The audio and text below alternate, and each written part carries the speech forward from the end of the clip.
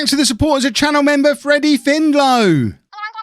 Yeah, that's right. That's the same Freddie Finlow who's a bit of a star for my home series over on Twitch. I didn't know you watched me on Twitch, Mrs Wearmouth. That's right. I do stream 4 nights a week, every Mondays, Wednesdays, Thursdays and Sundays. Twitch.tv/LOLLUJO, 8 PM UK time. I'm really happy to... What's your username on Twitch? If anyone sees her in the chat over on Twitch, make sure you say hello. Thank you, Mrs Wearmouth, for the ongoing support.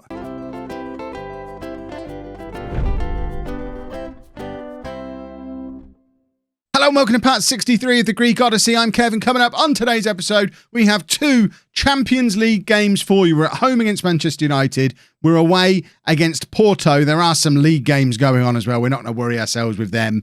Although maybe we should take the league a little more seriously, because since you were last with me, we have lost a league game. We lost against Panathinaikos. We did follow it up with 2 big wins over Offi and Panathinaikos. And we also beat Hertha Berlin 5-0 away in the first Champions League game of the season. But we can't take our eye off the ball too much in the league, although there are 2 automatic Champions League group stage qualification spots now, plus third place goes into the Champions League qualifiers. So it's no longer as essential we win the league, but we want to win the league. We want to be the greatest manager in Greek history. So to do that, we need to keep winning the league and make sure at the very least we qualify for the Champions League every year, because if we don't qualify for the Champions League, that derails the project massively. Not worried about that just yet, though. This is what our Champions League group looks like so far. Porto top. They've got a win and a draw from their first 2 games in which they played Manchester United and Hertha. They're playing us in the next match.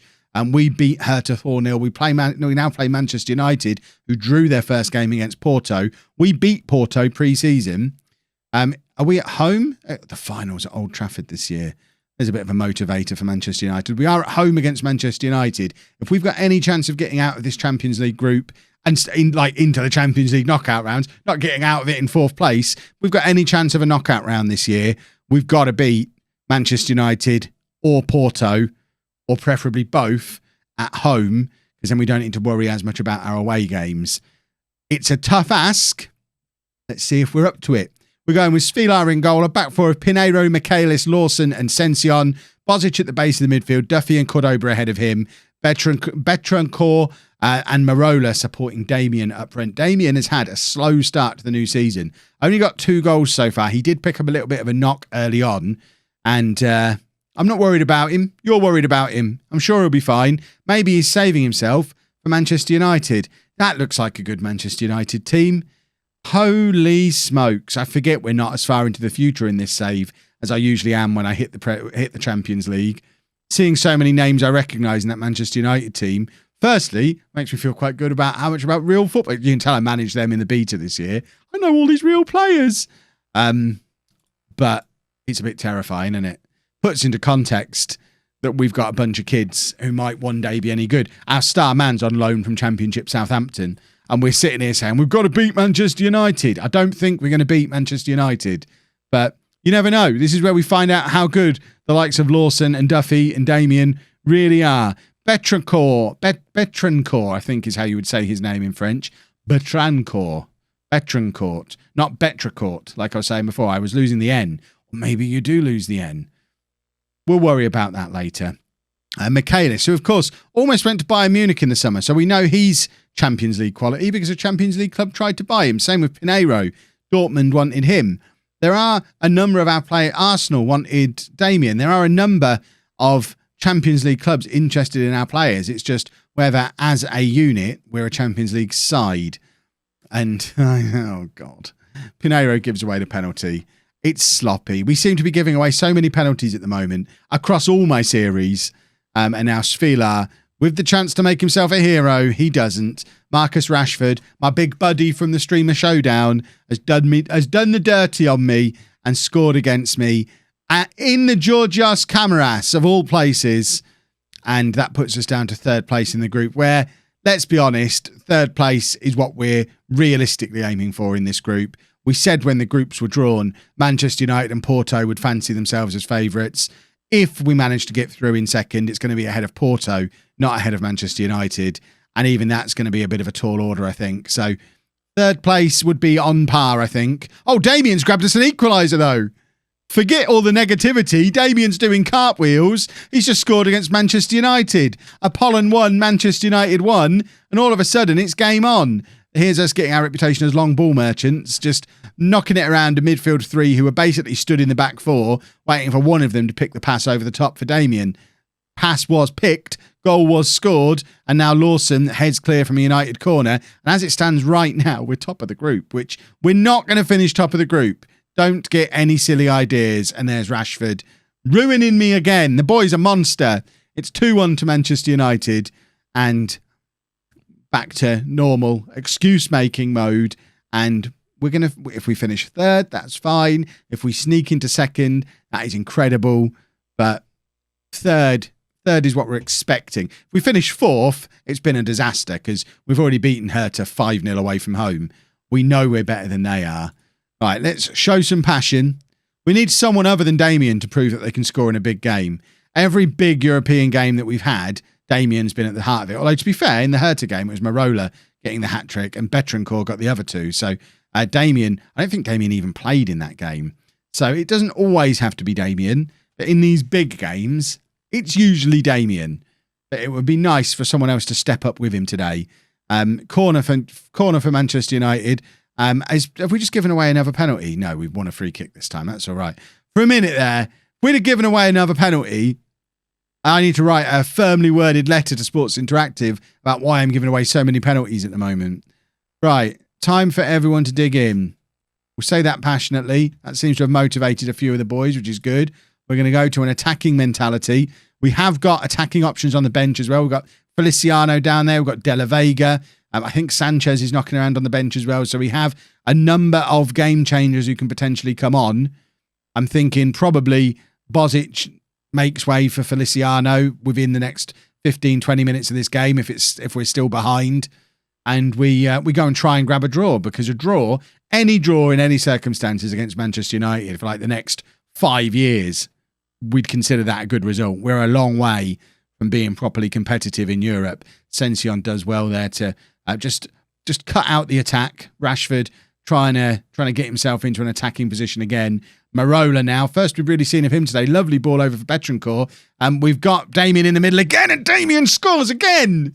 Who cares about having someone else step up when you got Damien in your team just scoring every chance he gets? Both teams have had 2 chances. Both teams have scored 2 goals. It's a battle of wills between 2 England strikers, Marcus Rashford and Damien.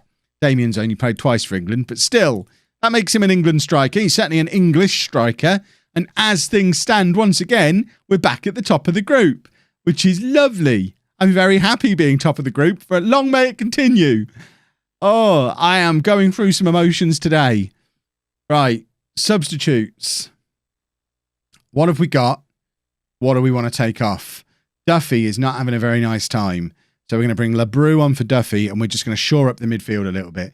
I think that's a sensible first thing to do. And then Sanchez on for Betancourt is a potential game changer. So we've got a little bit of, okay, we'll take a draw, and a little bit of, but let's bring on our wonder kid and see if he can go and grab us a win. And then with 10 minutes to go, we look at this again and think Marola's not really done much today, has he? Let's have De La Vega on for Marola. Again, potential game changer coming on. And we're subtly trying to sneak a winning goal. And a winning goal, and the whole place erupts because it would be so unexpected. But a draw against Manchester United is fantastic. Whatever way you look at it, that's a good result. We have done brilliantly. And now if we can go and get another draw away against Porto, we leave ourselves in a very good position going into the second half of the group, when we've got to believe we're going to beat Hertha at home. So, right, let's do some maths. Maths time. So 2 games played are on 4 points.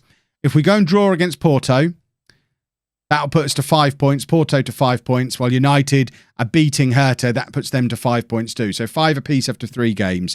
Then we go to match day 4, where we're at home against Porto and Man United are away against Hertha. So United win again and go to 8. This is where, if we're going to qualify, we've got to beat Porto and go to 8 as well. So then that's us on 8, United on 8, Porto on 5. And then match day 5, we play Hertha, got to get to 11 there. Porto against Manchester United. They drew at United. I'd expect a draw again there. So that's us to 11. United to 9. Porto to 6. At that point, we've qualified, and it doesn't matter what we do against Manchester United. So, by that maths, draw the away games, win the home games, don't matter about what happens against Manchester United in the final game, and we're through. Lot riding on this Porto game coming up next. Well, this might be a little bit of a problem. It might make it easier to sign him. I mean, to be fair, if he never gets better than he is now, he's already very good. He's already more than good enough for us. But it does mean he might never get any more England games. He's susceptible to injuries. He's unambitious and doesn't want to further himself. I mean, they might be just the kind of faults we need to get him to come and sign for us permanently. Fingers crossed. So, couple of league wins. 3-0 over Volos and Panionios. And the Damien Panic later. And we are back in the Champions League. This is what the league table looks like now. 3 points off the top. I'm still not worried about this. We'll be fine. We'll play Ike at some point. We'll beat them. We'll go above them. It will all be good. It's good to see that we've got a competitive Super League this year. We've not had that for a few years. So this is the team for the Porto game. Remember, we're looking for a draw from this one. A draw here, and we're feeling good about qualification from the group. Defeat, we're probably looking at Europa League. Svilar in goal. Back forward, Pinheiro, Michaelis, Lawson and Sension. Bozic at the base of the midfield. Duffy and Cordoba ahead of him. Betrancourt, Merola supporting Damien up front. This probably explains why Damien's had a poor start to the season. Although, to be fair, any other striker, we're happy with that as a start to the season, probably, especially when there's been an injury involved. 2 goals, 4 assists, a 7.21. He's not playing badly. He's not playing as well as he has in either of his 3 previous seasons with us, or 4 previous seasons. He's been around for a while, hasn't he? I mean, we've got that version of Damien back. The one that got 10 from 23 rather than the one that got 23 from 35 or 37 from 32. We'll be fine. We'll sort him out. We put him in a mentoring group. We put him in a mentoring group with Merola, who shows determination. We went and found someone in a similar position who was determined, or it was showing on here before. Anyway, he's professional. He's consistent. There was mention of his determination somewhere, but tell me that Damien hasn't taken Merola's determination away as well. That would be a disaster. Let's get into the game. We'll worry about, I'm sure you'll let me know down in the comments the best way to solve the Damien problem, or even if the advice now is move on. Don't bother trying to sell him trying to sign him in January. Call this the last season, see how he gets on, and find somebody else to come in and score the goals that Damien used to score. Hopefully he'll score them again today, and we'll realise it was just a temporary blip. He's probably struggling with the fact that he's in his early 20s and he spent most of his late teens and early 20s living in Greece. Probably left his girlfriend or something. I don't know. There's bound to be something off the pitch. As long as he's not gambling or drinking or anything like that, we're all right. I don't think Football Manager goes far enough to tell us that kind of stuff. We just know Damien's having some off the pitch troubles. And now we've given away a penalty 2 minutes in, which does pose a bit of a problem to our whole getting a draw against Porto thing. When we beat them in pre-season, we needed 2 92nd minute goals to come from behind to beat them. So we're not coming into this expecting ourselves to be better than Porto, but we did just get a draw against Manchester United, albeit at home. So it's not utterly unreasonable to think we can draw away against Porto. They also got a draw against Manchester United. So we'll see. I guess it's all about learning at the moment. We don't know where we sit in the rankings of European clubs. Really, Cordoba's done very well here. Finds Damien, who must have been offside. And either way, it's a very good save from the Porto goalkeeper.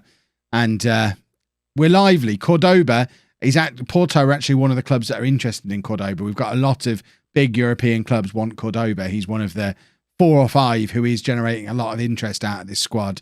So we know he's probably of a quality to play in a game like this. The question mark is over some of the players who maybe aren't getting any interest from these clubs. Like the fullbacks, for example, who are both relatively young and relatively new. Like Pinheiro, to be fair, interest from Dortmund. But Bozic maybe isn't quite Champions League standard yet. He's still young and has potential. And then I guess the guys on loan, it's difficult to say because we just don't know what the interest would be if they were here permanently. There'd probably be some. probably be some significant interest. And we know in the past there's been interest in Sanchez, Lebrou, some of the players that we've got down on the bench. So I don't think we can be that far behind a team like Porto. I imagine they're probably better than us still. Betancourt's done very well there. Finds Damien, who looks to release Marola. If Marola can get past his man here, we could be on for a Marola special. He does, but can't quite get the Marola special away. He has won us a corner, though, and we are always a threat from corners. We've got Damien. We've got the centre-backs forward. We always have options, and Damien is there with a header, but it is into the arms of the Porto goalkeeper, and Dave has decided that now is the right time for him to come and try and get involved in a video. Hello, Dave. Why are you in here? Dave watch finished for another video. Hopefully he brought some good luck with him. If we score now, we have to go and fetch him and bring him back. But he's gone back in the house. He was just enjoying an afternoon in the garden. It's very hot. It's 31 degrees here at the moment as I record this. It is a warm day. I need to get this tie off and quick. So if we can get a move on. I've played the in-betweeny bits still wearing the tie. I've had this on for far too long. I am a sweaty mess. Marola now. Cross all the way over to Duffy, who's left himself in a huge amount of space over this side, but then gave everybody time to close him down. It was a nice bit of positional play, and then he didn't really seem to know what to do next. He eventually found Damien, but his header is just over, and I think we've given away a penalty here. Are you serious? We've given away 2 penalties in this game. There's no accounting for this kind of nonsense. I mentioned penalties before, I think. What is it with the amount of penalties that are being conceded at the moment? There are too many penalties. I'm forever conceding them, and I've not changed the tactic. So why are we suddenly conceding so many penalties? Nothing's different about the way we're set up. But we're 2-0 down, and potentially, I mean, it's that significant. This could potentially be the game that pushes us out of the Champions League off the basis of 2 penalties that we've given away. Which shouldn't be happening, Football Manager. We shouldn't be conceding 2 penalties in one game. Especially not as often as we do. Right, we're now demanding more. We're going to go attacking. We've got to try and drag ourselves back into this game somehow. Michaelis is there, but the header goes just over. Man United are beating Hertha as well. So we now find ourselves having to get a result against Manchester United. We've now got a draw against Manchester United in the last game, effectively, to go back to our original plan. Or even beat them. It's much more difficult now than it was before. Damien has not turned up. We'll bring Blavins on for him. Feliciano's injured. Traore's not in the Champions League squad because we couldn't fit him in. So Blavins can come on, and we'll take this opportunity to remind Damien that if he wants to remain part of the team, he can't just turn up when he feels like it. He showed against Manchester United. He's good enough. Scored 2 goals against Manchester United. But if his head's not right, maybe we need to send him back to England on a holiday or something. Give him a couple of weeks off to go and sort out whatever is causing these problems. But it's the last person we wanted that message to come up for between those couple of games we've just played, because we've relied on Damien for so long, and we were so happy when we got him back on loan when we didn't expect to. For him to now turn into uselessness feels like I feel a little bit hard done by, especially because we're paying all his wages now for the first time, and now he turns into someone who's not any good. Right. I guess, again, if we're looking in the grand scheme of things, which we have to keep doing, we have to keep trying to keep context here. 2-0 defeat away against Porto when they couldn't score from open play. We're not a million miles away from being competitive at this level, and you never know. There could still be slip-ups. We could still sneak through. Tomorrow's episode will be Porto and Hertha. So we'll continue doing the Champions League stuff. And then the day after, we'll do Man United and that Olympiacos game in the league. So you'll see all of the Champions League group games. And hopefully, we'll find a way to sneak through. Maybe. If you've enjoyed that, please make sure you leave a nice big thumbs up on there for me. Subscribe to the channel for daily Football Manager videos. And thank you very much for watching.